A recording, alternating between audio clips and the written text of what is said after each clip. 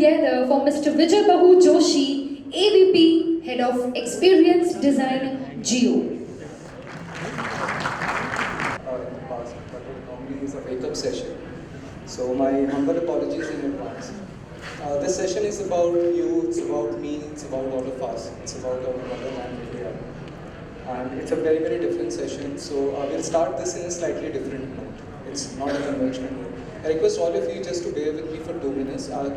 Just keep your hands free. Put your mobile phones on your desk, whatever you're holding. It's kind of imported in nature. We didn't create it, none of this was actually created in the country.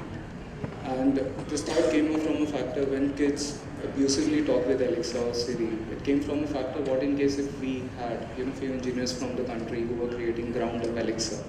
And what in case if Alexa was created ground up in Maharashtra?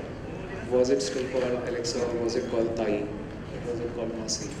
It came from those components, and we realized as part of the bunch of engineers and designers that we are highly rendered with something called as a very deep level conscious bias that something has built over the last 40 years of the way we are, and of course last 40 years not to be blamed. Effectively, if you track back, it's much more longer. So it started with that, and the research piece which I was talking about came up during a Kirana research which we were doing, and we had this component called a sign up button, and a lot of people didn't understand this. And over the phone we used to say, "Sir, sign up kariye," and then they used to physically ask, where do I sign, right? Because the very quotient of sign up is quite colloquial. It's contextual to a culture where we say, "I didn't sign up for this relationship," or "I didn't sign up for this affair." Right, and that's contextual to them, but for us, sign effectively means a signature. Right? So we change one part and we call it a truly Indian innovation, and there are press releases out in the market, which is tandoori chicken burger is what India gave back to the burger world. It's for the sarcasm, but you'll enjoy this. Okay, so looking back at the original lens, some of us really went, and this journey started almost 15-20 years ago. Of course, though it was a jigsaw puzzle, it's still building up.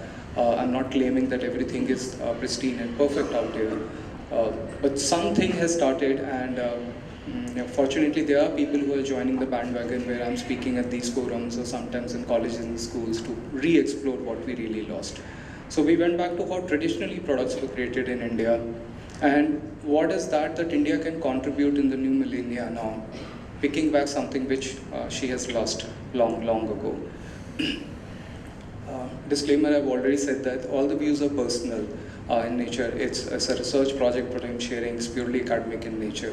And I do hope, when you move from here today, there'll be, just a particle trace, maybe a nanoparticle trace which stays with you.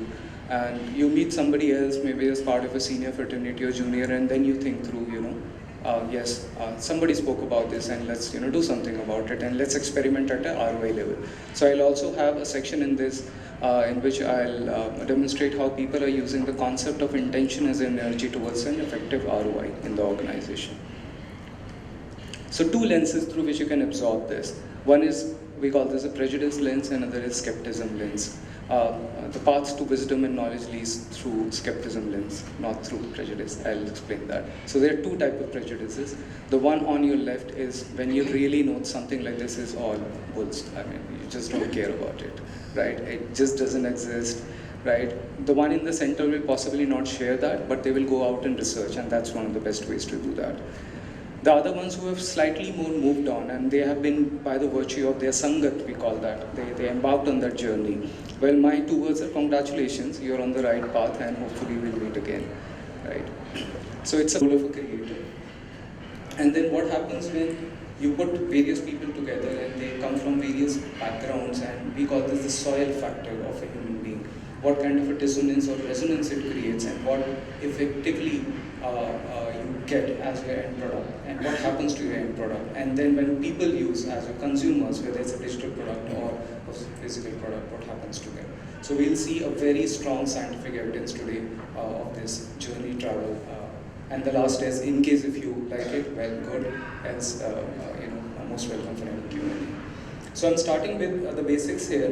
We all agree with this 4-age theory, the Iron Age, the Copper Age, the Golden Age, Silver Age. Of course, it sequentially starts with the Golden Age.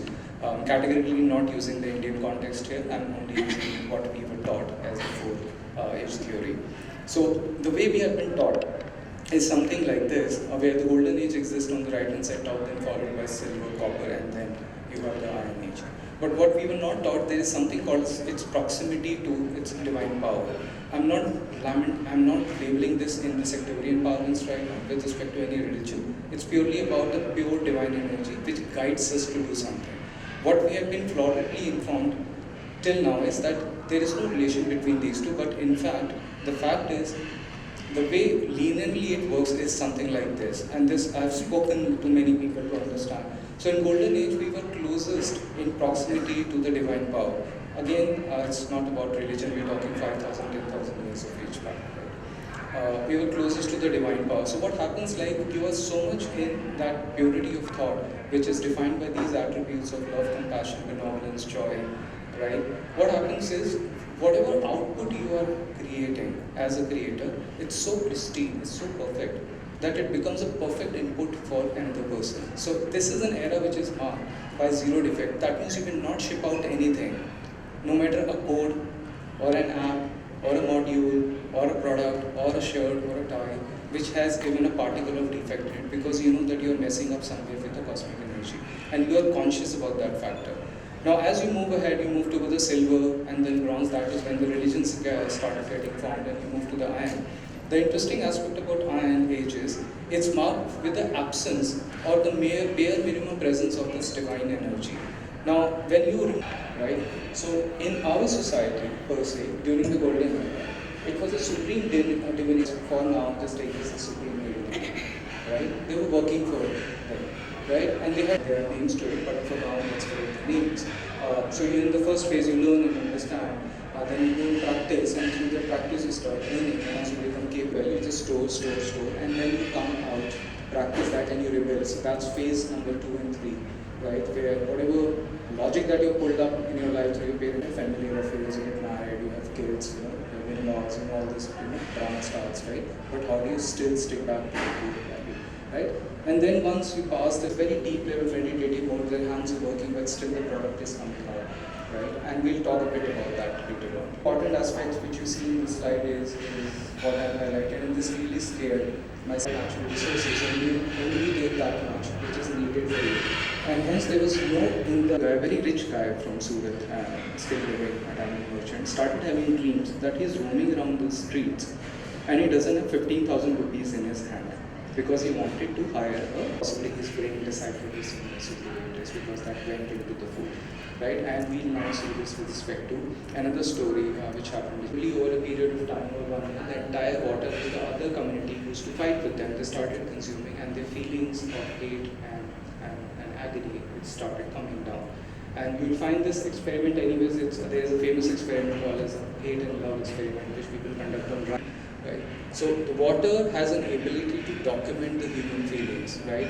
And depending on the area. The interesting aspect is there was then no Karelian photography. Karelian was invented in the year 1400s, and then it got officially have something like light color background, when you are depicting something called as rage and anger, right? And this is now this, and they patented this photography equipment called as the digital aura scanner.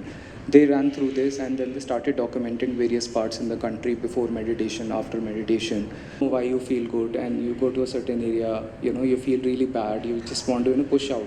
And this happens with us as well, right? In a certain parlance, we have people, we sit with them, we feel very good, but we like, hey, all this is fine, this is not mainstream, Harvard hasn't used it, if this is so good, Google hasn't used it, yeah, why should we use it? So there is a group which got formed during various parts of the agriculture cycle, right? From they talk to seeds, and they beautifully talk to seeds. They talk to seeds for 3 months.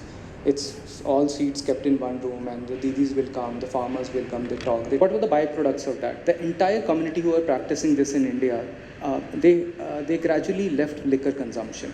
The domestic violence in the families came down because they had to meditate 3 times a day in those fields to increase their yield.